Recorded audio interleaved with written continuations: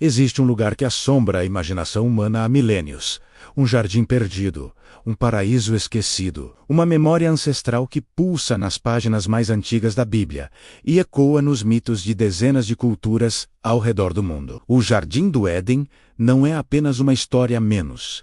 É um mistério geográfico, teológico e arqueológico que desafia gerações de estudiosos, exploradores e crentes. Onde exatamente ficava o Éden? Seria um lugar real, com coordenadas precisas, ou uma metáfora espiritual? Porque a Bíblia descreve 4 rios que saíam dali, e apenas 2 deles, Tigre e Eufrates menos ainda, existem hoje. O que aconteceu com os rios Pison e Gion, mencionados em Gênesis, mas aparentemente desaparecidos da face da terra? Arqueólogos já vasculharam o sul do Iraque, onde os rios Tigre e Eufrates se encontram. Geólogos analisaram imagens de satélite, procurando por leitos secos de rios antigos. Teólogos debateram se o Éden seria literal ou simbólico. Enquanto isso, uma pergunta ainda mais profunda permanece. Por que a humanidade nunca conseguiu esquecer esse jardim? Talvez porque o Éden represente mais do que um lugar no mapa. Ele simboliza um estado de ser, uma conexão perdida entre o céu e a terra, entre Deus e o homem, entre inocência e consciência. Cada tentativa de localizar o Éden é, na verdade, uma busca por algo que perdemos. A harmonia original, o propósito divino, o sentido de pertencimento absoluto. Nesta jornada, vamos desvendar os segredos escondidos nas entrelinhas do texto bíblico. Vamos explorar evidências arqueológicas surpreendentes, mergulhar na sabedoria hebraica ancestral e descobrir por que esse jardim misterioso ainda tem tanto a nos ensinar sobre quem somos e para onde estamos indo. Prepare-se, o portão do Éden está prestes a se entreabrir novamente. E o que você descobrirá do outro lado pode transformar para sempre a maneira como você enxerga sua própria história e seu destino.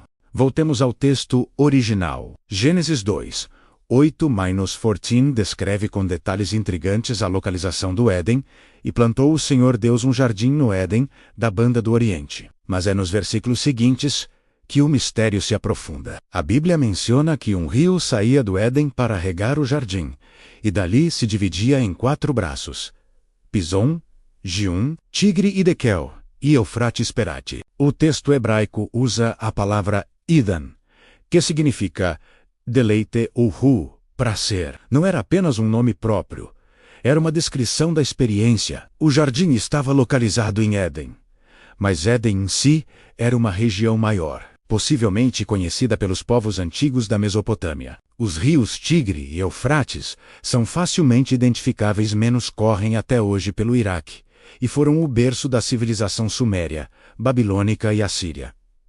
Mas e os outros 2? O rio Pison, segundo Gênesis, rodeia toda a terra de Havilá, onde há ouro. Havilá é mencionada em outras partes da Bíblia como região rica em recursos naturais, possivelmente localizada na Península Arábica. O rio Gion circunda toda a terra de Cuxi. Aqui surge uma confusão histórica. Cuxi geralmente se refere à Etiópia ou Núbia, no nordeste da África, mas alguns estudiosos sugerem que havia outra Cush, uma região na Mesopotâmia, próxima aos rios principais. O contexto histórico é crucial. Quando Gênesis foi escrito, por volta do século VI a. Código durante ou após o exílio babilônico, os escribas hebreus tinham profundo conhecimento da geografia mesopotâmica. Eles não estavam inventando lugares, estavam registrando memórias ancestrais de uma terra que seus antepassados conheceram. Descobertas arqueológicas revelam que a região entre os rios Tigre e Eufrates, conhecida como Mesopotâmia, literalmente entre rios, era extraordinariamente fértil na antiguidade. Imagens de satélite modernas identificaram leitos secos de antigos canais que poderiam corresponder aos rios perdidos mencionados em Gênesis. Mas há algo mais profundo acontecendo neste texto. O Éden não era apenas geografia, menos era teologia em forma de paisagem. A verdadeira natureza do Éden se revela quando compreendemos que os escritores bíblicos não separavam o físico do espiritual como fazemos hoje. O jardim era simultaneamente um lugar real e um portal entre 2 mundos, o céu e a terra habitando o mesmo espaço. Observe a estrutura.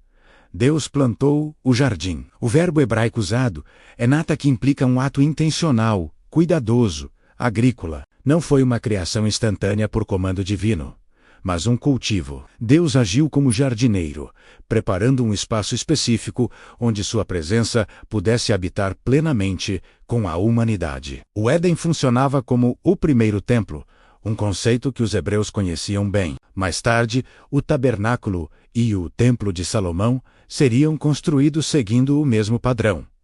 Um lugar onde o divino e o humano se encontravam, guardado no Oriente, decorado com querubins repleto de ouro e pedras preciosas, exatamente como descrito no jardim original. Os 4 rios revelam outro segredo. Eles fluíam para fora do Éden, irrigando o mundo inteiro. Em outras palavras, a bênção de Deus não ficava contida menos.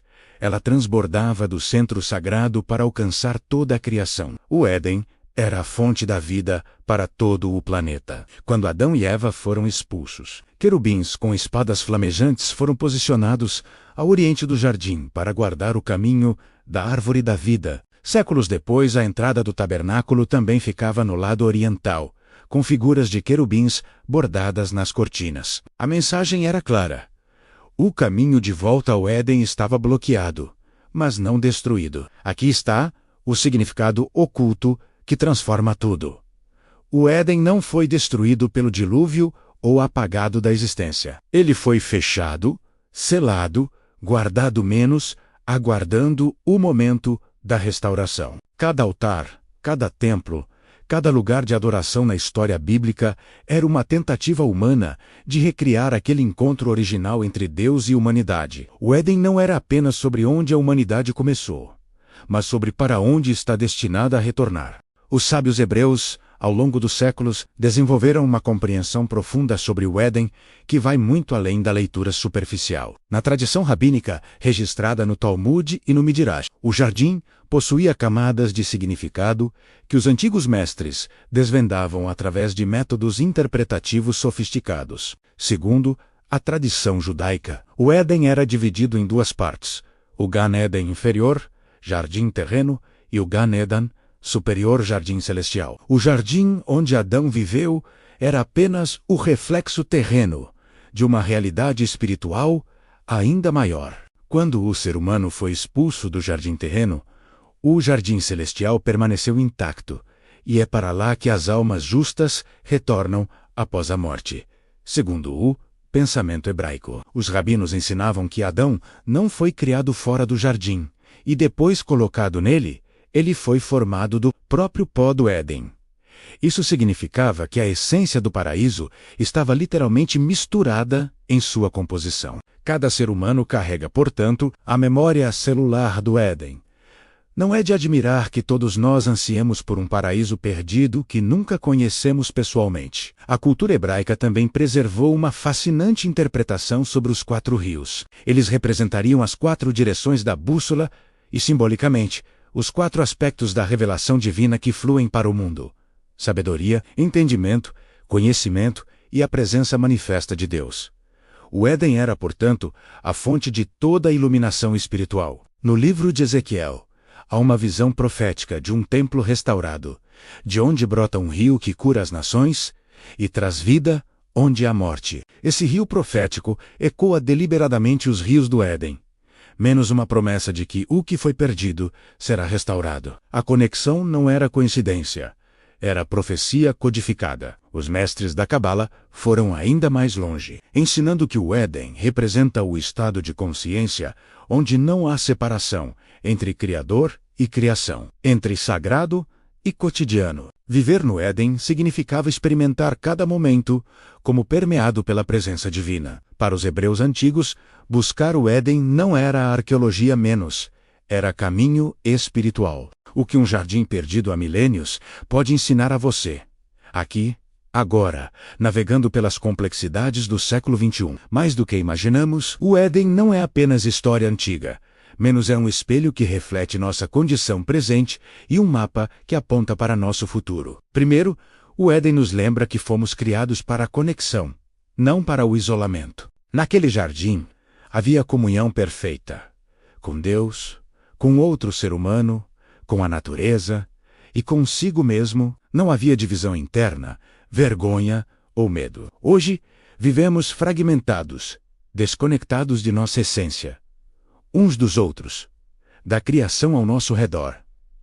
A saudade que sentimos não é nostalgia vazia, é o chamado para restaurar essas conexões perdidas. Segundo, o Éden revela que você foi feito para um propósito específico. Adão recebeu uma vocação: cultivar e guardar o jardim. Trabalho não era maldição, era expressão de identidade e parceria com o Criador. Cada um de nós carrega uma vocação única, um jardim particular que fomos chamados para cuidar. Pode ser sua família, sua comunidade, seu trabalho criativo, sua missão de justiça. A pergunta do Éden ecoa até hoje: que jardim Deus colocou sob sua responsabilidade? Terceiro, a expulsão do Éden nos ensina sobre consequências e misericórdias simultâneas. Sim, houve perda, mas observe, Deus não destruiu Adão e Eva, Ele os vestiu. Mesmo após a desobediência, Ele colocou querubins para guardar o caminho, não para torturá-los, mas para protegê-los de uma vida eterna em estado caído. Às vezes, as portas que se fecham em nossa vida são atos de proteção divina, não abandono. Quarto, o Éden perdido aponta para um Éden restaurado. O último livro da Bíblia, Apocalipse, descreve a Nova Jerusalém com o rio da vida e a árvore da vida, menos os mesmos elementos do jardim original. A história não termina com expulsão, termina com retorno glorificado. Suas perdas atuais não são o fim da história. A restauração está escrita no DNA do universo. Como você pode viver no Éden hoje? Cultivando presença consciente, escolhendo conexão sobre isolamento, exercendo sua vocação criativa, confiando que o que foi perdido será restaurado.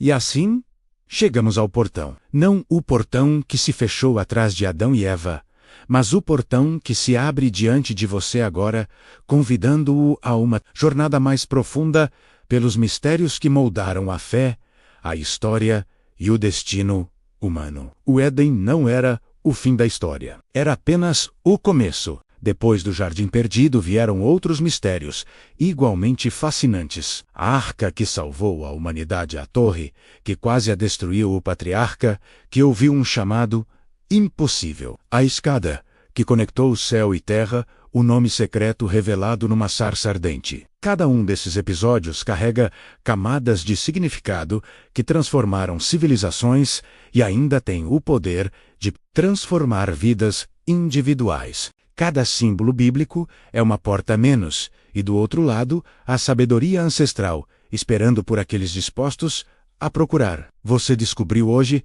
que o Éden era mais que geografia, era teologia em forma de paisagem. Mas há tantos outros segredos escondidos nas páginas antigas. Por que Noé construiu uma arca com dimensões tão específicas? O que os números significavam? Por que a Torre de Babel ameaçava tanto a ordem divina? Qual era o verdadeiro teste de Abraão no Monte Moriá e como isso ecoa até nossos dias? Esses não são apenas relatos históricos empoeirados, são mapas espirituais, testados ao longo de milênios, validados pela experiência de incontáveis gerações. São chaves que abrem portas dentro de você, portas para propósito, identidade, esperança e transformação. A jornada pelos mistérios bíblicos é como caminhar por um jardim, onde cada planta tem propriedades curativas. Cada árvore oferece frutos diferentes. Cada caminho revela uma nova perspectiva. Você não sai do mesmo jeito que entrou. A antiga sabedoria hebraica não busca apenas informar sua mente, menos busca transformar sua vida. O próximo mistério já está esperando por você. Outra porta prestes a se abrir. Outro segredo milenar, pronto para iluminar seu presente e seu futuro. A pergunta não é se esses mistérios existem menos. Eles sempre estiveram lá, guardados nas entrelinhas, esperando por olhos que desejam ver além da superfície. A pergunta é: você está pronto para continuar caminhando? O jardim tem muito mais a revelar. E o próximo mistério pode ser exatamente o que sua alma estava procurando.